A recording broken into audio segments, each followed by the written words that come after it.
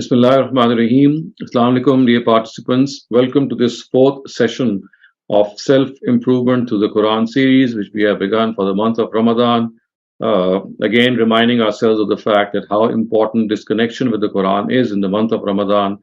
The very fasts that we observe in this holy month is because of the fact that it's like a gratitude we pay to the Almighty for revealing, or the revelation of the Quran, which began in this month, is something which was deemed to be an act of gratitude on our part, and therefore the Almighty provided us with the opportunity to express this gratitude by fasting in this month. So today the passage of the Quran that we are going to read is just being displayed before you on the screen. You can see this is actually verse 177 of Surah Al-Baqarah, the second surah, and I'm just going to read out the text and translation before you. So the words are: Laysal birra an tuwallu wujuhakum qibala al-mashriqi wal-maghrib, walakin al-birra man amana billahi wal yawmil akhir wal malaikati wal kitabi wal nabiyyin wa ata al-mala ala hubbihi zawil qurba wal yatama wal masakina wa ibn as-sabil والسائلين وفي الرقاب وأقام الصلاة وآتى الزكاة والموفون بعهدهم إذا عاهدوا والصابرين في البأساء والضراء وحين البأس أولئك الذين صدقوا وأولئك هم المتقون. Loyalty to God does not merely mean that you face the east or the west in their prayer, but loyalty is the loyalty of those who believe in God with all their heart, and in the last day, and in the angels of God, and in his books, and in his prophets, and who, in spite of their love for wealth, spend it on kinsfolk, the orphans, the destitute, the traveler, and on those who ask, and for the liberation of necks, and those who are diligent in their prayer and pay zakat. And loyalty is the loyalty of those who, when make a promise, fulfill it, and especially of those who are steadfast in scarcity, illness, and in times of war. These are the people who are truthful to God in fulfilling the promise of loyalty to him. And these are the ones who are in fact God conscious. So the question which is discussed here is, what exactly do we imply by the word loyalty? In the previous verses, or if you look at the context of Surah Al-Baqarah, we know that there was this dispute between the Jews and Christians regarding the direction in which they would pray. And one of them clung to the eastern direction and one of them to the western direction. And in this regard, the Baitul Maqdis, of course, was divided between them. And it seems that this was the real impetus that they gave. Instead of observing certain other important areas in which we are required to be attentive before God, and of course we are required to be good to our human beings, they were severely neglected. And everything, the stress of everything, ultimately boiled down to facing the Qibla either in the eastern direction or on the western direction. So basically, this verse is prodding people that, you see, when you are fulfilling your pledge towards loyalty towards the Almighty, then remember this loyalty towards the Almighty is not, something which is based on certain apparent observances, as is the case here. This loyalty is something which is far, far greater and far, far deeper. And if you think that this is how you can win the favor of God, then this is not correct. So remember, it was in this era of the times of Prophet Muhammad ﷺ, when he was, he was the inheritor of the final book, and before him, it was the people of the book who basically had, who were the recipients of a divine book, and the Torah, of course, being revealed to Moses, and the Injil being revealed to Jesus, and both of them had their disputes with one another, and one of these disputes related to the direction in which they would pray, and they were hell bent in emphasizing that this is how the rituals should be undertaken. So the Quran has taken a moment off here and told them that, remember, it is the heart and the soul of something that has to be really followed. Some of the apparent things that you are laying emphasis on, they hold no meaning if the internal essence of something is neglected. So the question of loyalty with God had come into discussion, and this verse, this slightly lengthy verse, actually tells us that this loyalty towards God is not something which hinges on the direction of the prayer. In fact, as the verse says, the loyalty of this of your relationship with the Almighty is far more deeper. And it says, "Walakin al-birra man amana billahi wal yawmil akhir wal malaika wal kitab wal nabiyyin." So these five things are spelled out, and it is said that to be loyal to the Almighty is something which relates to a deep relationship with Him, to believe in Him, and to believe in the hereafter, and to believe in the angels and the book, and of course the prophets. So the five pillars of belief are mentioned here, and they are mentioned in a specific order as well. And the first thing which is mentioned is, of course, belief in the Almighty. Unless we believe in God Almighty, we just cannot explain our own existence, and neither can we explain the existence of this universe and the way it has been governed. So, belief in God is something which should come to us naturally, and it does come to us naturally because we feel intuitively connected to a superior being. We feel intuitively connected to someone who has created us. And although the next step is something which is always provided guidance through the divine institution of revelation, but until before that, there's there's a creator who has created us. This is something which is an inborn feeling that all of us have. What exactly is that creator? How is he going to deal with us, and are we going to connect with us, is something which is the next step, and which of course divine revelation tells us. But before that, this is something that we intuitively know. And then of course the day of judgment, which of course is something that cannot be missed out if we believe in God. Otherwise the God that we believe in would be an unjust creator, a creator who is viewing the horrors and the misgivings of this world with pleasure, so to speak, and he does nothing to rectify them.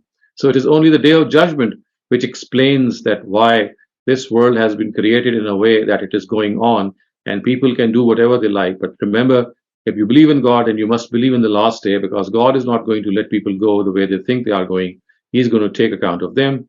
And then the mediators between God and his prophets towards whom he sent his revelation are the angels. And we have to understand that one of the reasons for people indulging in polytheism is because of this lack of belief in the angels of God. And they would always think that it is their own deities who are connecting them to God. And so it was essential to tell them that, well, the connection is between human beings and the divine is through these angels, and you don't need to bring those deities in between.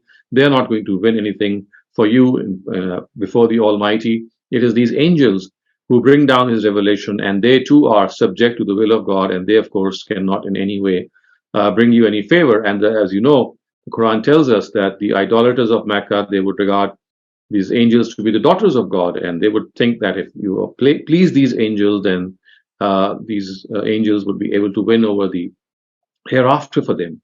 The book of God, of course, here refers to the fact that a book which is revealed from the Almighty is essential that you believe in every book that has been sent down. It is generically mentioned here. And then, of course, the prophets of God with whom these books descend. So after mentioning these pillars of faith, the Quran goes on to say that these are people who spend in his way in spite of their love for wealth, in spite of their need for wealth. They are people who are concentrating on fulfilling the needs of other people. So it's not just that they fulfill their own needs, they look upon other people. And then there's a list which is given here. And this includes the Wil Qurba, Wal Yatama, Wal Masakin, Wabn Sabil, which means that they spend on their near of kin, on the orphans, on the needy, on the traveler, and people who ask, and of course for the liberation of necks. So we have to understand that in order to spend money for the cause of God, the best recipe in this regard is that you spend on the underprivileged or the neglected and deprived sections of the society. So whether they belong to our own kin, of course they hold the most right on us, or whether they are orphans or needy, or the traveler. And the traveler in the times of the Quran, of course, was someone who was left at the mercy of the city that he would arrive, and he would have to be looked after. It's not the traveler of today that the Quran is speaking of. The travelers in the times of Prophet Muhammad ﷺ, these travelers had to undergo a lot of difficulty, not only while traveling, but also if they were traveling to an unknown city or a city which was not known to them, and they needed help from people who would live there. And of course, for the liberation of necks, we know that the Quran has laid out this whole policy of emancipation of slavery, although it was done gradually. But during that time, people were urged to liberate the necks of people by buying off slaves and just letting them into the society. And then it says, وَأَقَامَ الصَّلَاةَ وَآتَ الزَّكَاةَ. So these are the two important worship rituals that are mentioned, and you must must realize that these are the two worship rituals that are often they are mentioned side by side. وَأَقَامَ الصَّلَاةَ وَآتَ الزَّكَاةَ. They are the people who are diligent in the prayer.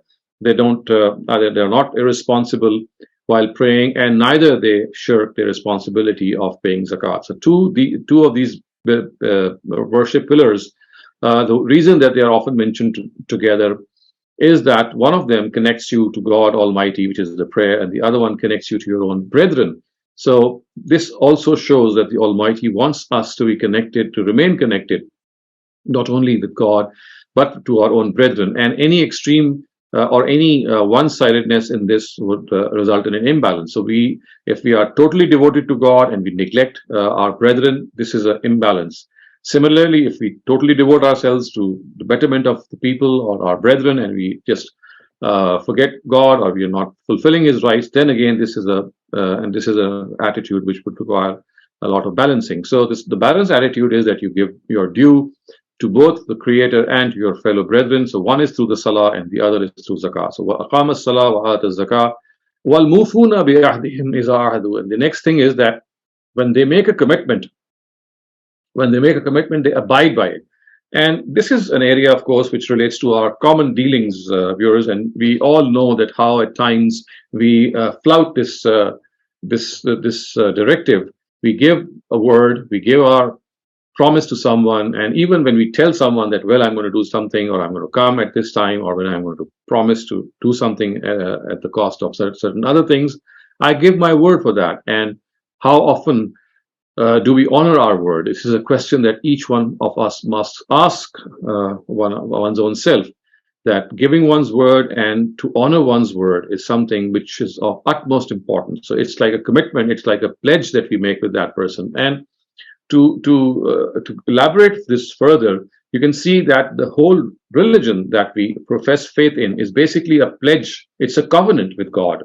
So basically, when we follow or we make this commitment that we are going to follow your religion, it's like a commitment that we make. It's like a promise that we give to the Almighty. So precisely for this reason, religion is called misaq, which is covenant. So covenants have to be honored. So following the dictates of religion is something that has to be upheld at all costs. So وَالْمُوفُونَ بِعَهْدِهِمْ إِذَا ahadu. And then it is said that these are the people who وَالصَّابِرِينَ فِي الْبَأْسَاءِ وَالضَّرَّاءِ وَحِينَ الْبَأْسِ. They are people who persevere and these are the three instances that we commonly encounter. The first is scarcity, which means that we are deprived of resources. We may be suffering through poverty. We are constrained in our resources. And the second is dharra, and this generally refers to illness, and then in times of war. So generally, whenever we are put to trial, it is through these three circumstances. So either because of scarcity of sources, or because of illness, or because we're living in a war-stricken society in which there is lack of security. So lack of security, illness, and scarcity of resources. These are some of the common trials that all of us may go through periodically, or even consecutively maybe, or even simultaneously. But look what the Quran tells us. The Quran says that people who are loyal to God, who make this promise of loyalty to God, they are not just people who are fastidious in the prayer, whether their direction should be east or west, but they are ones who actually honor this essence of faith. And one of this essence is that in times of scarcity, in times of illness, and in times of war, you always persevere. You take this as a challenge. These trials come and go. They make us, they give us an opportunity to come close to God. They make us stronger than before. All of us, when we fast through these trials, once we come out of these trials, we feel that we are better than before, we are stronger than before. And of course, it is also something which makes us close to the Almighty, because He has said that He will try people, and it's always easy to be, it's always very easy for us to be thankful to all God and to be patient when the circumstances are good. But when circumstances are really, really tough, then the metal that God is going to test is the real metal, and that success is the real success. So when the Quran in this closing sentence says that people who do all these things are the ones who are righteous. They are truthful to their claim of fulfilling their promise towards God, the promise of loyalty. So ulaika allazina sadaku, that these are the people who are really loyal to the Almighty. Forget about others. Fa ulaika humul muttaqun, and these are the periods who have taqwa. These are the people who have taqwa, who are God conscious, who are aware of their limits, who don't cross their limits, and they are the ones who, of course, would ultimately succeed in the eyes of the Almighty. So this brings me to an end to this brief explanation of this passage that I've just read out. Now I'm available for any questions that you might have. Thank you, Dr. Shehzad, for this sectioned talk on Ayah 177. We have Noshaba Wasim for the first question. Noshaba, please go ahead. Assalamu alaikum.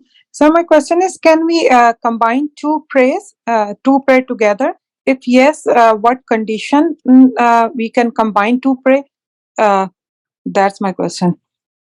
So yes, prayers can be combined, but you have to have a reason for that. The reason could be a discomfort of a journey, it could be discomfort of an illness, it could be the discomfort of any pressing engagement. So any of these things, they warrant that you can combine your prayer. And you should not do it without any reason. There has to be some reason.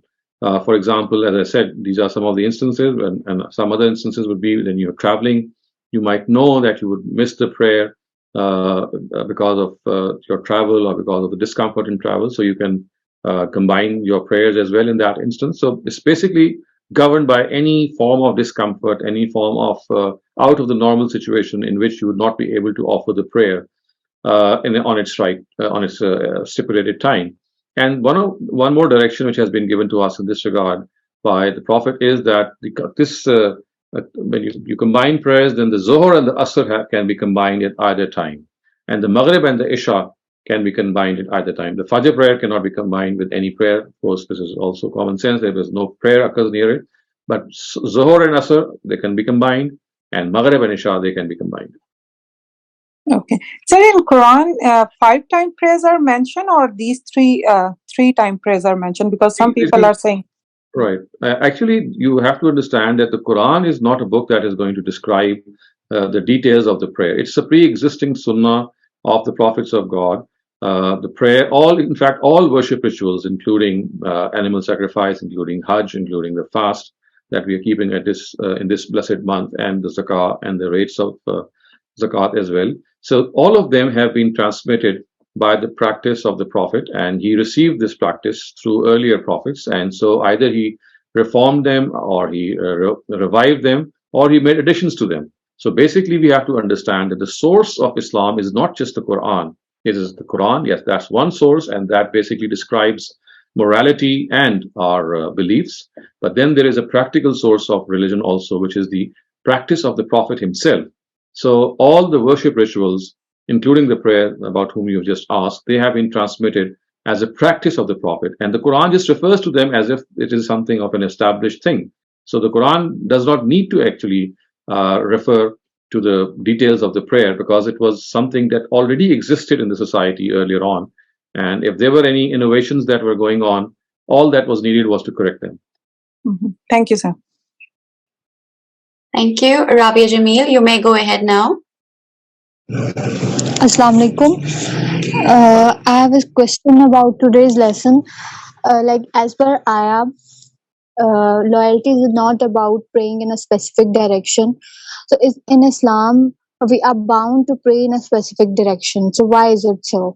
And on the other hand, Allah is everywhere. So why we are bound to pray in a specific direction as we can pray anywhere? Please, this is my question. Okay. I mean, this doesn't mean that we don't have to face the Qibla. I mean, what the context of the verse is that religion is not just found in one particular thing, and that is facing God in a particular direction. So the stress of this verse is not that you don't have to face a particular direction. The verse is saying that the Jews and the Christians, they're fighting on each other whether they should pray in the eastern direction or in the western direction. So they are being told that, remember, this is just a small part of religion. The essence of religion is something which is different, and then that is described. So regardless of the fact, what the Quran is telling them is that you're disputing on the wrong thing. I mean, you're laying stress on something which is very small in its stature, in its nature. So it doesn't mean that you don't have to pray in a particular direction. Yes, you have to pray in the direction of the Qibla, but the stress is that if you think that all that Islam is facing the Qibla and you're neglecting the rest of the important areas of Islam, then you are missing a greater part of religion. So that is what the stress is here. As far as facing God is concerned, the question that He is everywhere and why do we need to face Him in a particular direction? Well, this is something which is creating uniformity and discipline amongst the believers. You are prostrating before a deity, before a being who has created you, and in order to bring sense in that praying in that direction, that could only would have been possible, of course, if you are praying in congregation, especially, and you are facing a particular direction. So if you are not facing the house of God and you are facing, any other place or any other direction, then this is something that would disrupt your unity and uniformity. So the Sunnah of the Prophet insists that you must pray in the direction of the house of God. So it's not just God. Yes, God is everywhere. But then a next step has been made that we are directed to pray towards the house of God. And that house of God, of course, is one. So in order to create that uniformity, all of us have been directed to pray in that particular direction. Baran Nashur, you may have your question now. Assalamu alaikum wa rahmatullahi wa barakatuh. Walaikum assalam. I had a question about Laylatul Qadr, because I've heard that when you make dua on Laylatul Qadr, it can change the Qadr itself. So does that mean that when we make dua on Laylatul Qadr, we can change what would be destined for us? Where have you heard this? Social media. So you see, you need to verify whatever you hear and you look up, because you see things of all kinds circulate in the social media. We just need to understand the general principle regarding dua. So whether it's Laylatul Qadr or whether it's outside of Laylatul Qadr, our prayer is something which connects ourselves to God, and there are certain prayers or du'as or supplications about whom God has said, well, unless you ask me, I'm not going to give you. So it's not like it's written that there are certain things which have been granted, which shall be granted regardless of whether you ask for them or not, because there are certain things about which God has decided that unless you ask me, I'm not going to give it to you. So you have to understand whether it's Laylatul Qadr or whether it's outside of Laylatul Qadr. The principle is the same, that you have to connect to God by asking Him. There are certain things which will only be given if you ask for them. And as far as other things are concerned, of course, they are like gifts and favors of the Almighty, which He showers and continues to shower on us for some of our good deeds. But of course, they are separate. But there is no different law for the Laylatul Qadr in this regard. And this fact that it changes destiny or it changes our, what has been written, again, has to be understood in this light, that there are certain things which have been left to our prayer. If the implication is that basically if you ask for God for something, only then it will be given. And if this is interpreted to mean that the Qadr is going to change, then yes, my answer is yes. But as I said, just like a loose statement, and you have to qualify it, and it goes and it works both for Laylatul Qadr and for other nights as well. That unless you ask, you're not going to be given. And other than that, you should continue to ask whatever you need.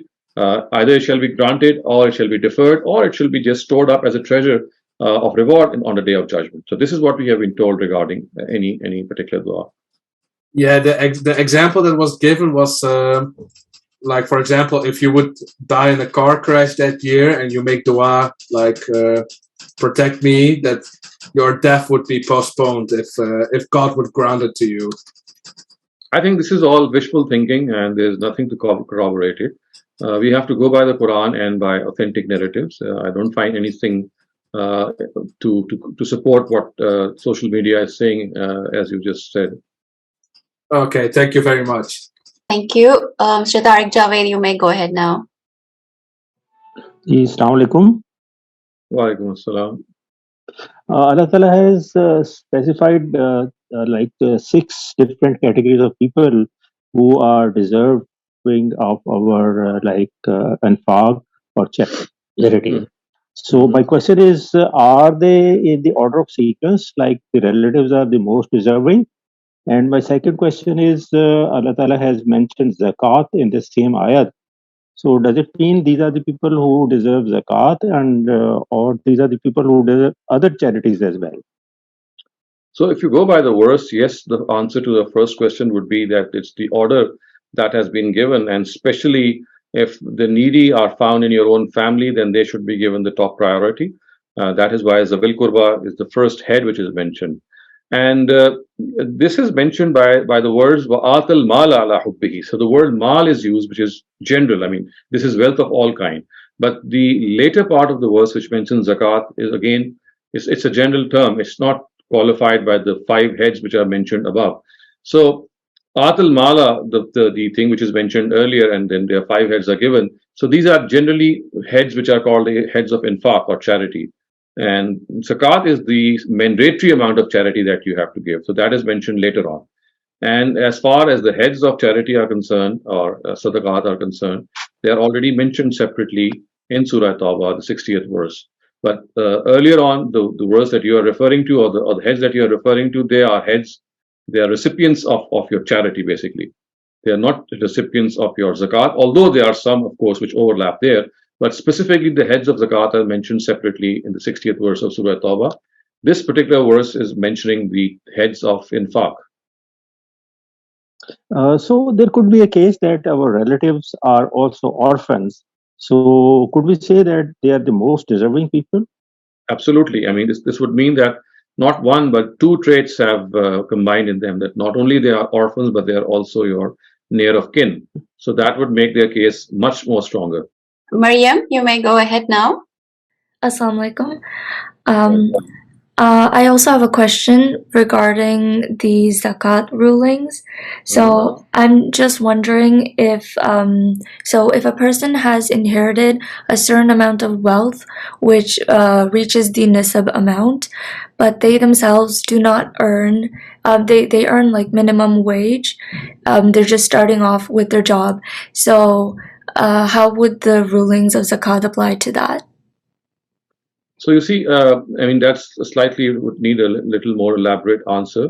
As far as your zakat is concerned, first you'd have to understand that all personal items of daily use, they are exempt. I mean, your personal car, your personal house, your belongings, the things that you own in a house and you use them, including your jewelry, which is of personal use, it's all exempt. Now, as far as things are concerned, in which, I mean, you just refer to that that person is just starting off his career or her career, and just starting to earn, but the wealth that he or she owns is it does cross the stipulatory exemption of nisab. Then yes, I mean, in spite of that, you have to calculate your zakat. So if you're not being able to give it at that time, all that you may do is just write it down on a piece of paper, and maybe you can give it later on in installments. And also, as I said, if you think that jewelry and assets and things that are of personal use, they're all exempt, it may well be that, I mean, as far as wealth is concerned, there would be no zakat on you unless you start earning. And then the other thing is that if wherever you're living, you're also paying taxes, except in the UAE maybe. But wherever you're living, you're paying taxes, and precisely for the reason that you give zakat is the same as you give tax also. So if you are paying tax on your wealth, on your property, on your income, on your sales, whatever, so that can be subtracted from the zakat liability that is due on you.